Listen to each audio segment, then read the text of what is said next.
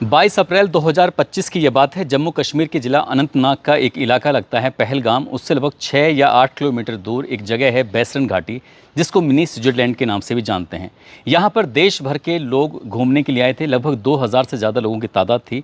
दोपहर का समय था और इसी बीच में 3 आतंकवादी आधुनिक हथियारों के साथ आते हैं और लोगों को चुन चुनकर मारना शुरू कर देते हैं। जो हिंदू थे उनको मार रहे थे, उनके सटीक सर पर निशाना लगा रहे थे, और जो मुसलमान थे उनसे कलमा सुन रहे थे, और जो कलमा सुना रहा था उसको छोड़ रहे थे, और बाकी को उन्होंने मारना शुरू कर दिया। इस तरह से उन्होंने 26 बेकसूर लोगों को मारा। एक उसमें नेपाली भी शामिल होता है।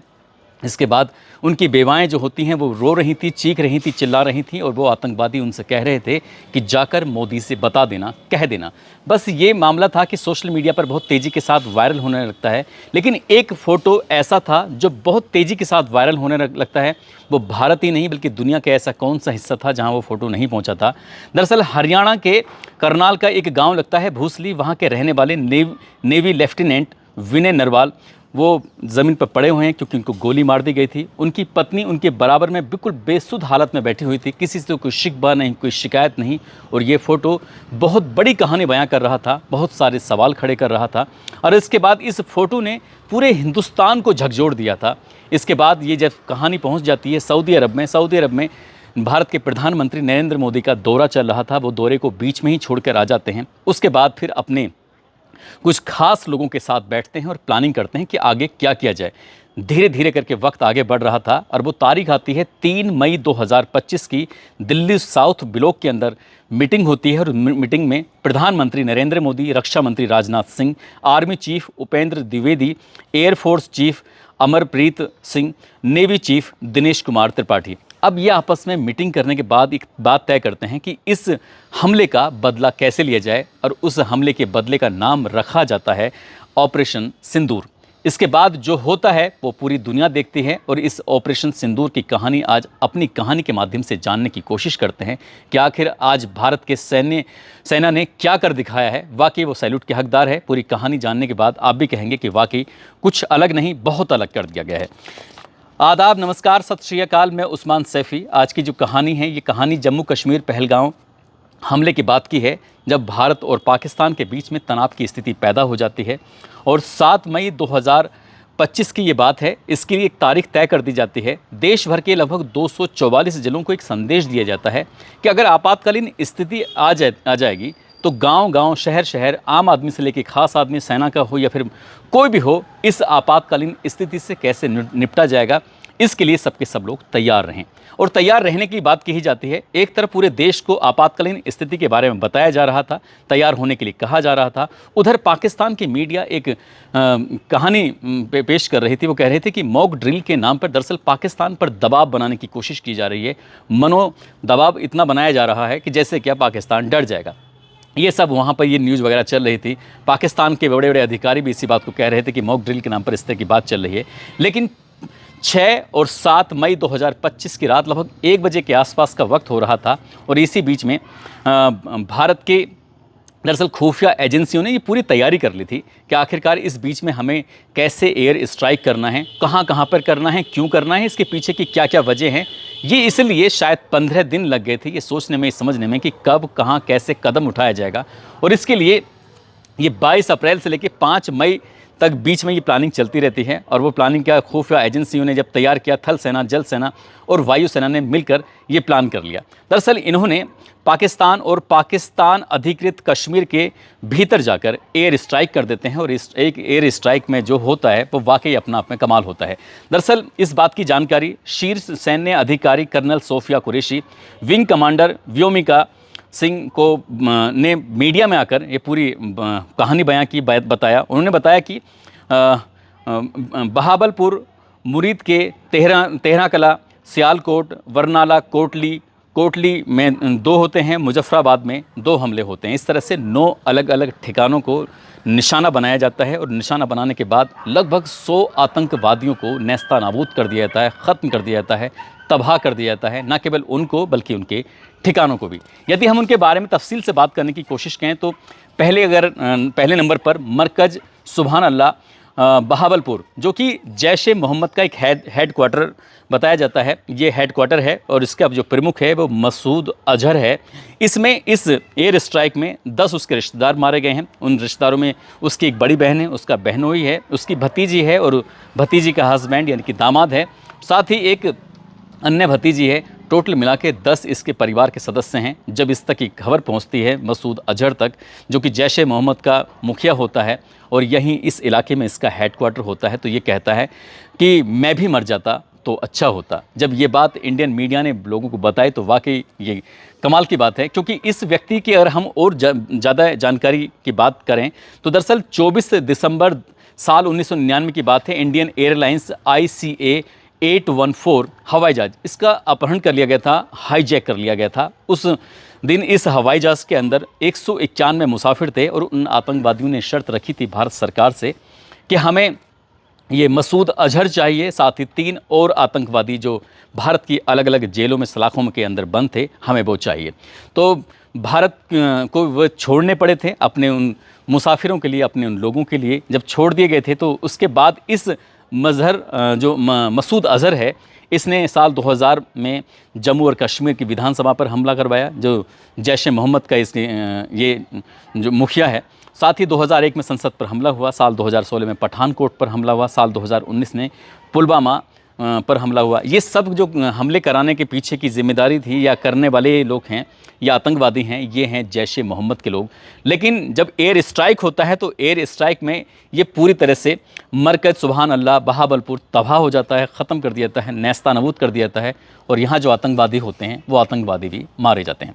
बात करते हैं दूसरे की, जिसका नाम है मरकज़ तैयबा मुरीद के। दरअसल ये लश्कर तैयबा का ठिकाना है। यहाँ पर अजमल कसाब और डेविड कोलमैन हेडली जैसे आतंकवादियों को ट्रेनिंग दी गई। ऐसे न जाने कितने आतंकवादियों को ट्रेनिंग दी हुई होगी।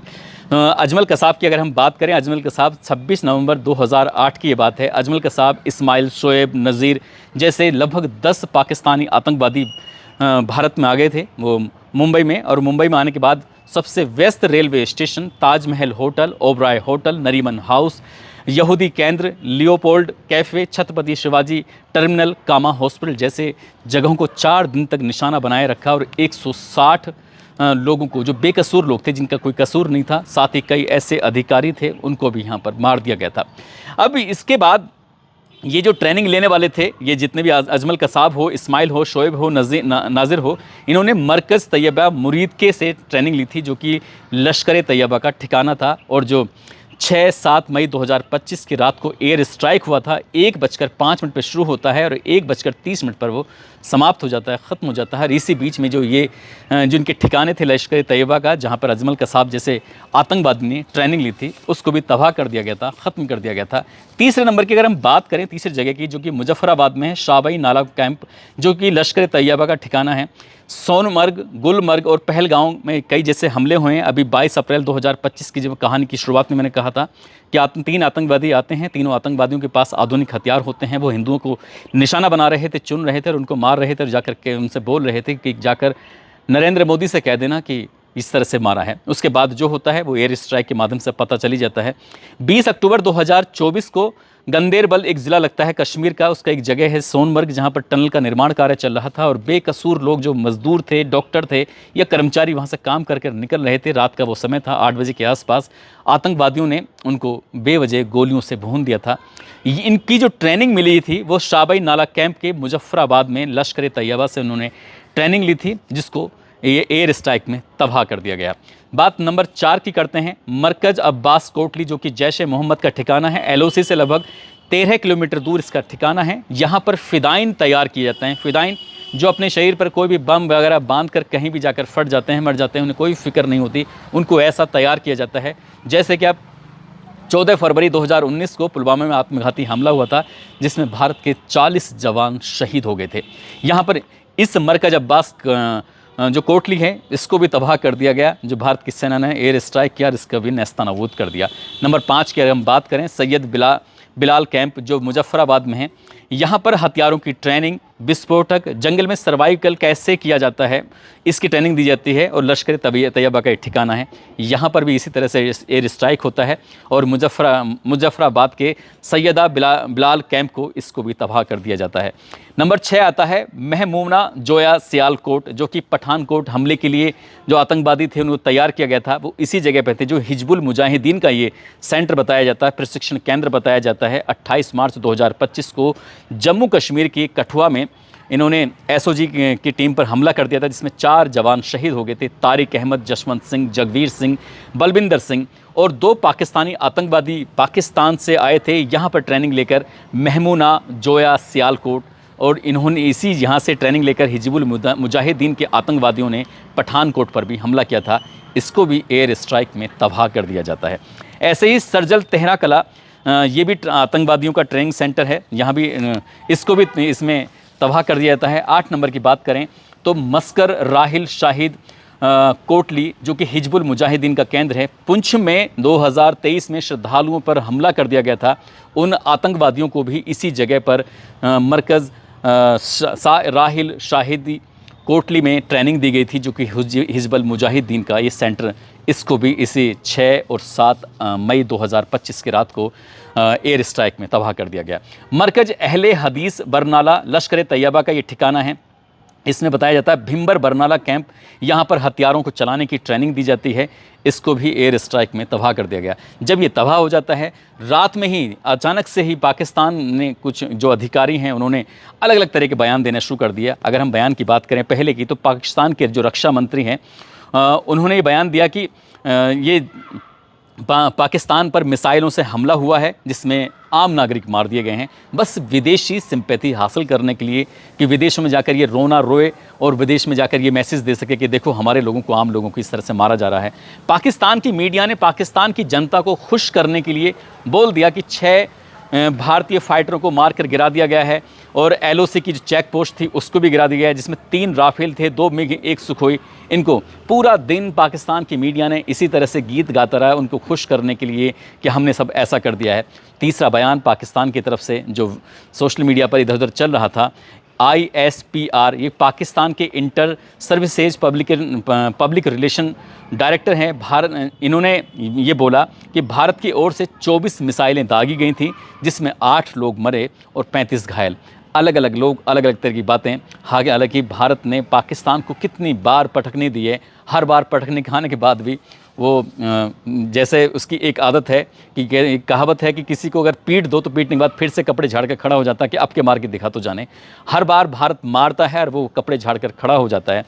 जब ये 7 मई 2025 को मीडिया में खबर आती है, लोगों तक बात पहुंचती है, सोशल मीडिया पर वायरल होने लगती है, इसके बाद भारत के प्रधानमंत्री सामने आते हैं और भारत के प्रधानमंत्री ने जो कहा वो वाकई दिल जीतने वाला था। उन्होंने कहा कि भारतीय सेना, चाहे वो जल सेना हो, थल सेना हो या वायु सेना हो, इन्होंने बहुत कम समय में, यानी कि महज 15 दिन के अंदर एक सटीक प्लानिंग की, जो खुफिया एजेंसी के माध्यम से जानकारी मिली थी आतंकवादी प्रशिक्षण के ठिकानों की, उसकी जानकारी मिलने के बाद उन्होंने बहुत कम समय में अपना जो कर्तव्य दिखाया है वो वाकई सैल्यूट के हकदार हैं। और सैल्यूट के हकदार क्यों ना हो, क्योंकि ये नया भारत है।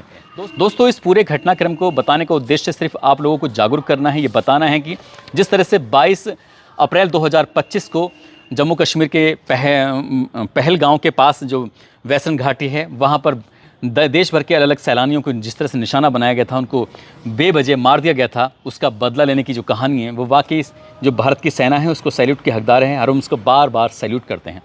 जाते जाते मोहम्मद आबान हैं और राजेश कुमार हैं, जो कि दनकोर के रहने वाले हैं। आज इनका जन्मदिन है, इनको जन्मदिन की ढेरों सारी शुभकामनाएं, बहुत बहुत मुबारकबाद।